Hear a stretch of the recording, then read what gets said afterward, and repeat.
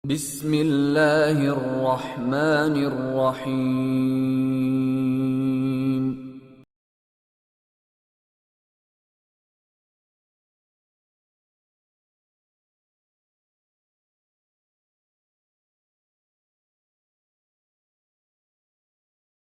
Ya, orang yang mengejar akhirat pasti akan dapat, dan pasti akan banyak, dan pasti akan puas, dan pasti akan kekal.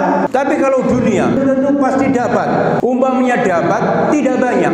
Umpamanya banyak, tidak puas. Umpamanya puas, tidak kekal.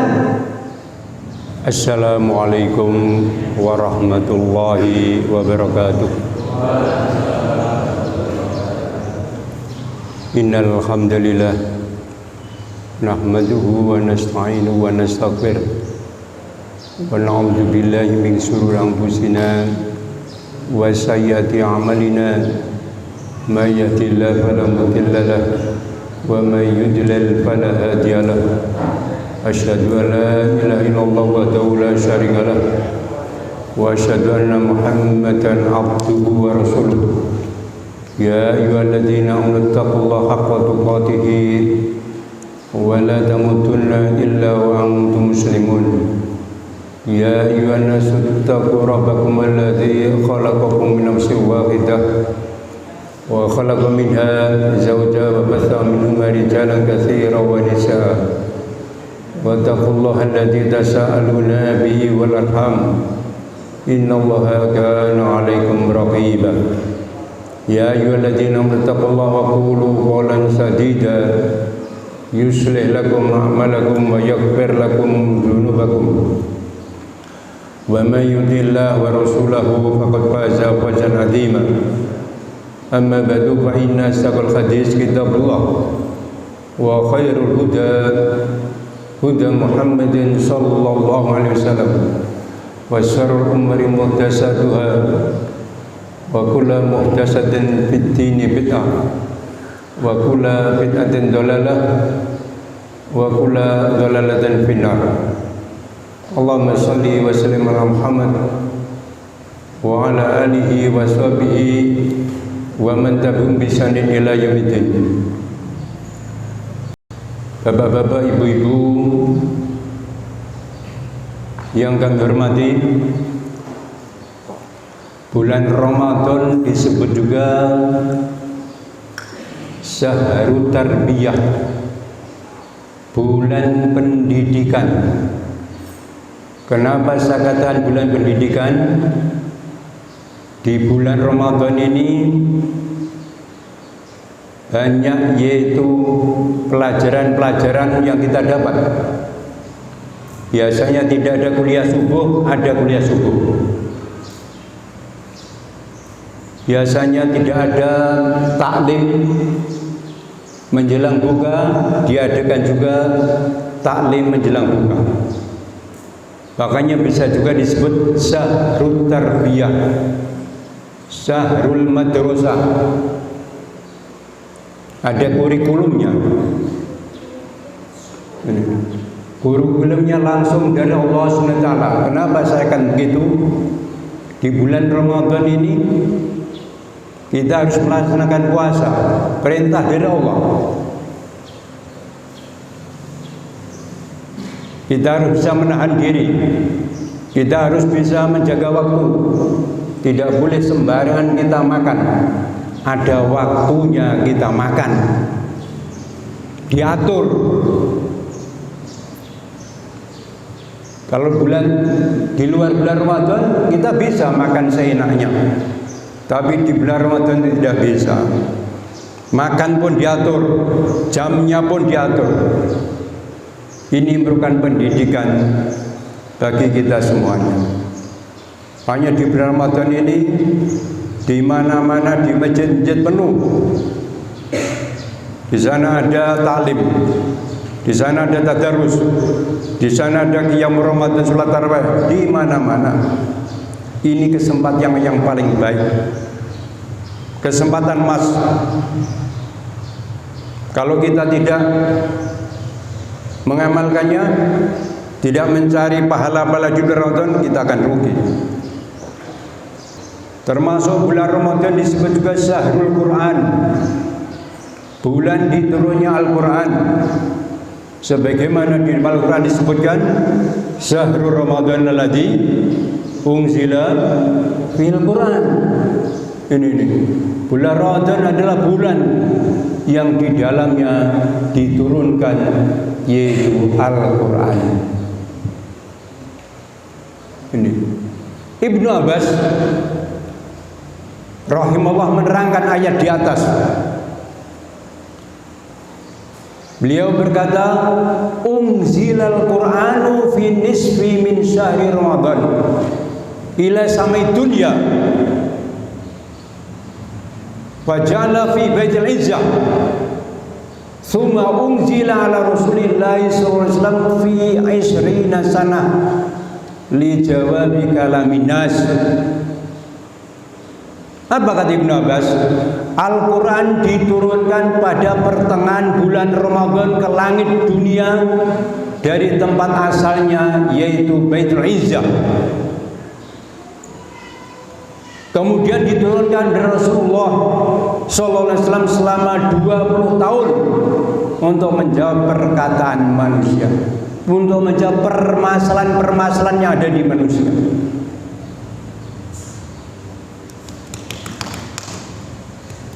Ini kata Ibnu Abbas rahimahullah. Kemudian di bulan Ramadan Rasulullah sallallahu alaihi wasallam senantiasa murojaah, mengulang-ulang hafalan Al-Quran. Kita tidak sempat kadang baca pun kadang tidak. Ini sekarang kita bertanya, sudah berapa juz? Kalau sampai sekarang belum ada 14 juz atau 13 juz, ya sulit kita akan menghatamkan Al-Quran.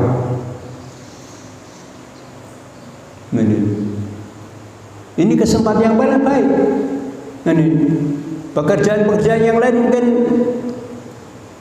bisa kita tunda, tapi baca Al-Quran kita berusaha minimal 1 hari itu 1 juz minimal. Ini Rasulullah senantiasa murojaah menghafal Quran, mengulangi yaitu hafalan Quran kepada Jibril. Jadi yang nyema itu adalah Jibril alaihissalam. Sebagian diriwayatkan oleh Ibnu Abbas juga rahimahullah, ia berkata, kana Rasulullah sallallahu alaihi wasallam ajwadun nasa bil khair wa kana ajwadu ma yakunu fi syahr Ramadan. Inna Jibril alaihissalam kana yalqahu fi kulli sanatin fi Ramadan hatta yang salikha faya ridu alaihi Rasulullah SAW Al-Quran. Rasulullah SAW adalah orang yang paling dermawan dalam kebaikan, khususnya di bulan Ramadan. Ajwadun nas bil khair. Dan beliau akan lebih dermawan dari hari-hari biasanya pada bulan Ramadan. Beliau ini sudah dermawan, tapi kalau di bulan Ramadan lebih dermawan lagi. Ini Rasul. Beliau ini ya, orang yang dermawan, dan lebih dermawan lagi yaitu di bulan Ramadan. Ini. Ketika Jibril alaihissalam menjumpainya, Jibril datang setiap malam, dan Jibril selalu mendatanginya setiap tahun pada bulan Ramadan sampai selesai. Ini Rasulullah membacakan Al-Quran kepadanya. Jadi ketika Rasulullah SAW membaca Al-Quran, yang nyema adalah Jibril alaihissalam. Ini setiap tahun. Ini. Makanya kita berusaha selama Ramadan ini, kita berusaha untuk membaca Al-Quran. Nanti saya terangkan bagaimana para sahabat-sahabat dahulu Para ulama-ulama salaf dulu ketika datang Ramadan. Ini. Demikian juga para ulama salaf. Mereka menyibukkan diri di bulan Ramadan dengan Al-Quran. Sungguh telah didengar yaitu suara seperti dengungan lebah di rumah-rumahnya. Ada suara dengungan-dengungan. Dengungan itu adalah dengungan yaitu membaca Al-Quran setiap rumah. Sekarang rumah kita, ya, pernahkah membaca Al-Quran? Mendengarkah kita? Di bulan Ramadan ini kita nggak pernah mendengar. Ya ada satu dua di rumah-rumah tetangga kita, teman kita, saudara kita ada yang membaca. Nah, tapi kita lihat berapa persen yang membaca itu. Ini. Yang terdengar adalah suara-suara TV, bukan suara-suara Al-Quran. Ini. Jadi pada ulama Islam dulu setiap rumahnya itu mendengar dengungan seperti dengungan lebah di bulan Ramadan. Nah, mereka selalu membaca yaitu Al-Quran. Memang berat, tapi kalau kita berusaha tidak akan berat. Seperti contoh para ulama dulu, Imam Sauri rahimahullah, setiap bulan Ramadan datang ia memfokuskan diri untuk baca Al-Quran, fokus untuk baca Al-Quran. Imam Sauri. Kita ini masih malas baca Al-Quran. Sesibuk apapun, ya kita berusaha. Nah, ya diatur waktunya. Mungkin habis berapa lembar, habis berapa lembar, dan seterusnya. Ini. Ya. Untuk meraih pahala yang besar di bulan Ramadan ini, pasti akan dapatkan pahala. Ya, orang yang mengejar akhirat pasti akan dapat, dan pasti akan banyak, dan pasti akan puas, dan pasti akan kekal. Itu kalau kita meraih pahala untuk akhirat ya. Ini pasti dapat, dapatnya pasti banyak, ya, dan pasti kita puas. Di samping itu kita pasti yaitu kekal selama-lamanya. Tapi kalau dunia kita menjadi belum tentu pasti dapat. Umpamanya dapat tidak banyak, umpamanya banyak tidak puas, umpamanya puas tidak kekal. Itu kalau dunia. Bedanya dunia dengan akhirat. Kalau di dunia dikejar belum tentu dapat. Kalau dapat pun nggak banyak, umpamanya banyak tidak puas, masih kurang terus. Ya. Seandainya dia puas, tidak kekal.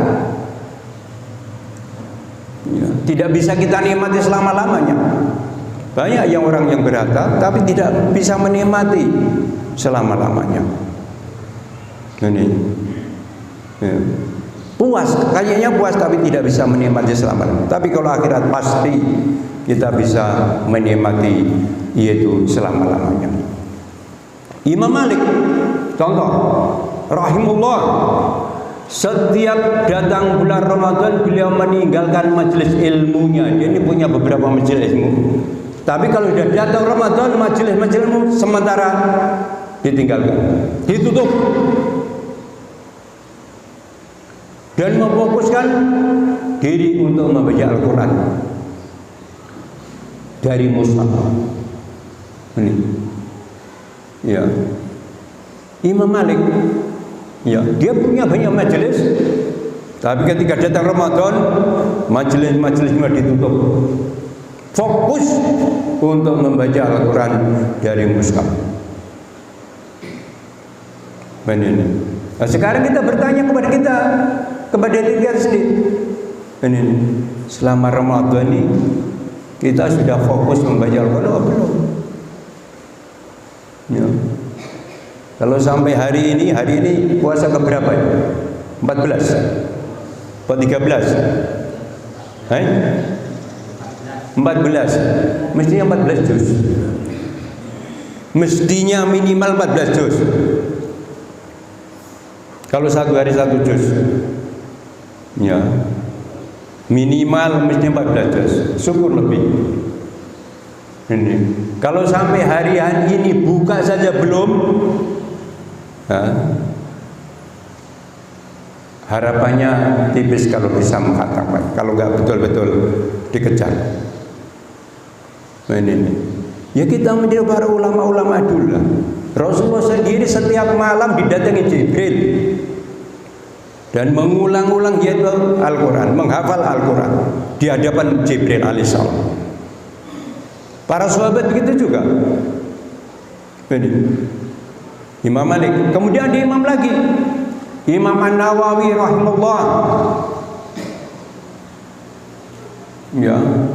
Ada pula di antara salaf yang mengkhatamkan Al-Quran dalam 3 malam.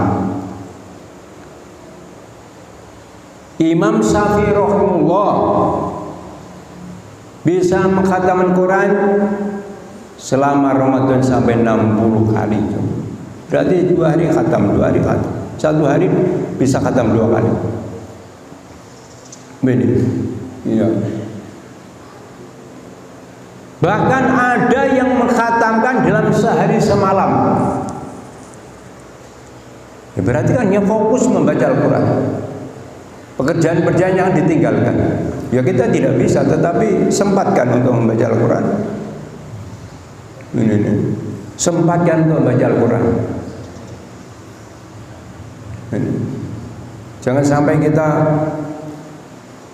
sama sekali tidak membuka Al-Quran, tidak membaca Al-Quran.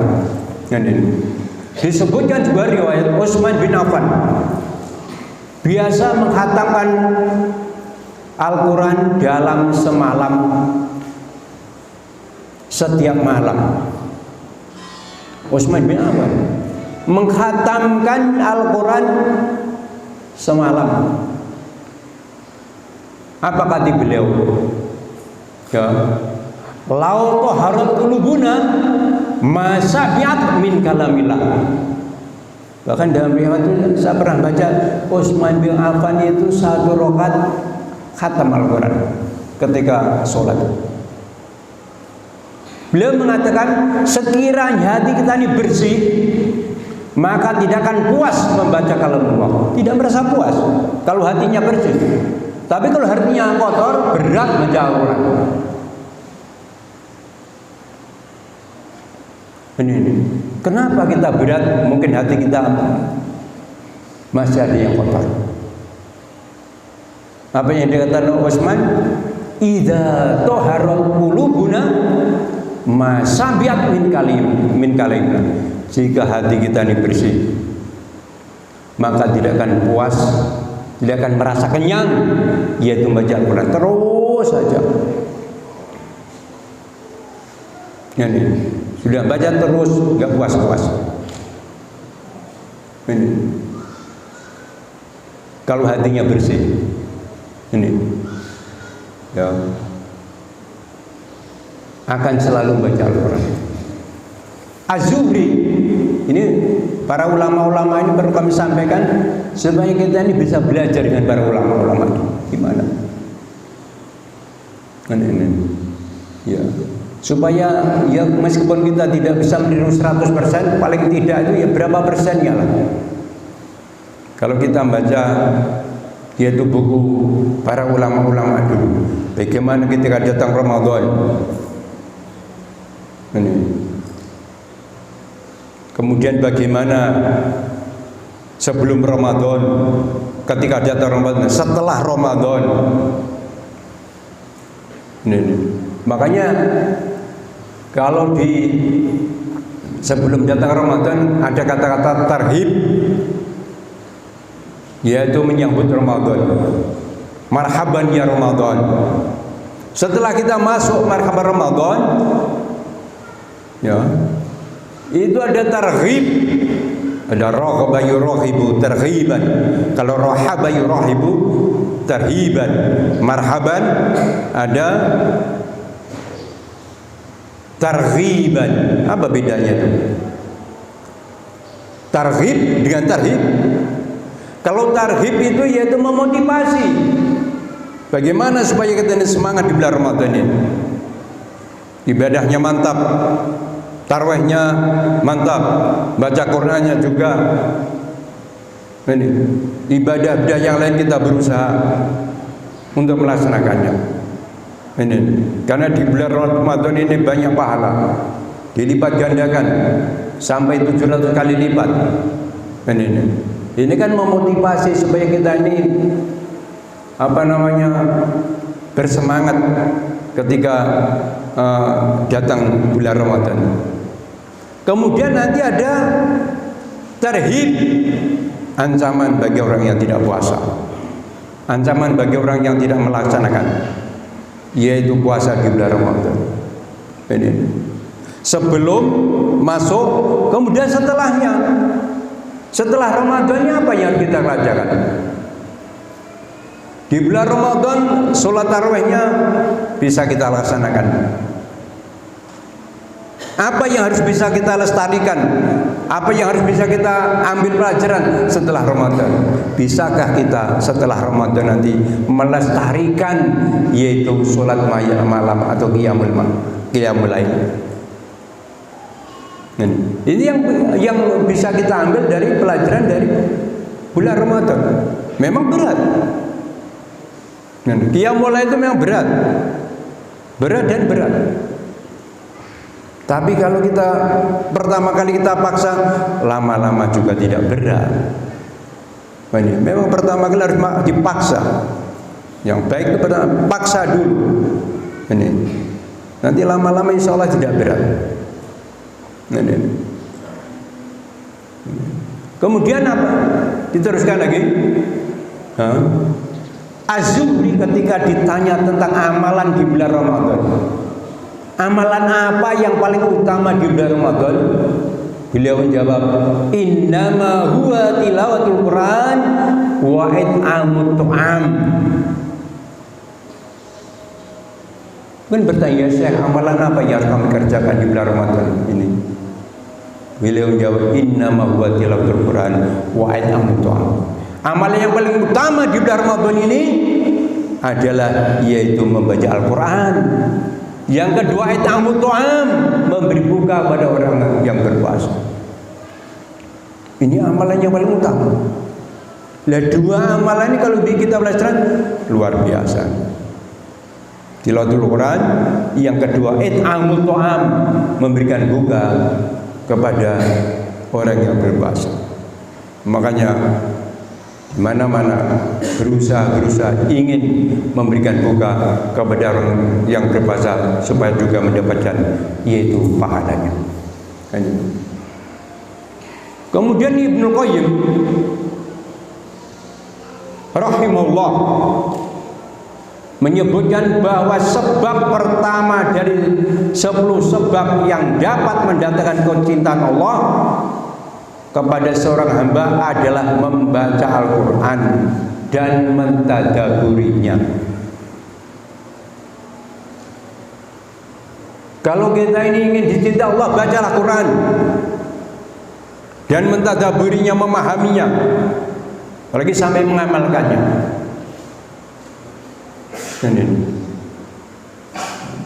Kalau kita ingin dicintai Allah, baca Al-Quran. Ini sempatkan setiap hari, meskipun hanya beberapa ayat. Ini ya, kalau kita ingin dicintai Allah Subhanahu wa taala. Kemudian di dalam hadis disebutkan di antara pahala kita membaca Al-Quran. Ya. Di sana disebutkan man qara'a harfan min kitabillah falahu bi hasanatun wal hasanatu bi asyri amsalih.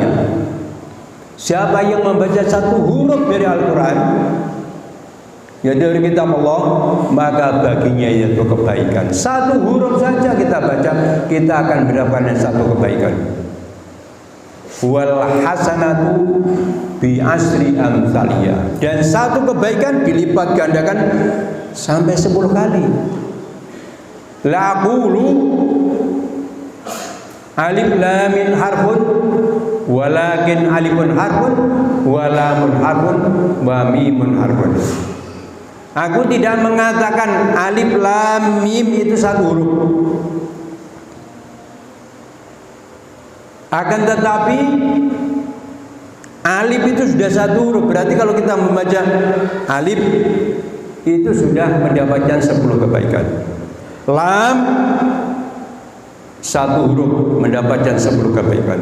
Mim satu huruf mendapatkan 10 kebaikan. Berarti kalau kita membaca alif lam mim itu mendapatkan 30 kebaikan. Berapa huruf di dalam Al-Quran itu kalau kita baca, berarti akan memperoleh yaitu kebaikan yang diberikan Allah kepada kita semua. Makanya kalau kita ingin sisi Allah, baca Al-Quran ya. Kalau kita ingin mendapatkan kebaikan khususnya di bulan Ramadan, baca Al-Quran semampu kita. Ya di rumah, di masjid silakan, atau di kantor ketika kita mungkin tidak ada pekerjaan, bisa juga dibaca. Hanya kita punya kemauan membaca apa tidak, mau atau tidak. Kalau mau insya Allah ini ya, kalau mau. Kemudian ya di sini disebutkan hendaknya seorang membaca Al-Quran juga berupaya untuk mentadaburinya, untuk memahami. Sebagaimana Ibnu Rajab rahimahullah, apa kata Ibnu Rajab? Istihbabul iktsar minat tilawah fi Ramadan lailan, fa innal laila tuqta'u fihi sawagil mashul wa tajtami'u fihi himam wa yatawadau al-qalb wal lisan ala tadabbur. Apa kata Ibnu Rajab rahimahullah? Dianjurkan untuk memperbanyak tilawatul Quran di waktu malam bulan Ramadan. Ini anjurannya. Kenapa di waktu malam?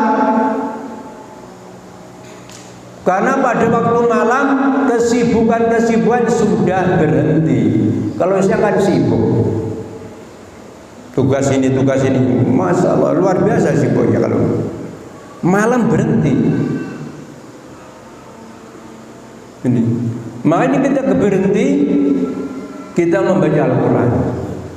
Ini, ketika berhenti dari kesibukan dunia, kita baca Al-Quran. Sehingga keinginan kuat pun terkumpul di dalamnya. Mungkin keinginannya kuat pada ini akan terkumpul di dalamnya. Dan hati beserta lisan dapat bekerja sama untuk mentadaburinya.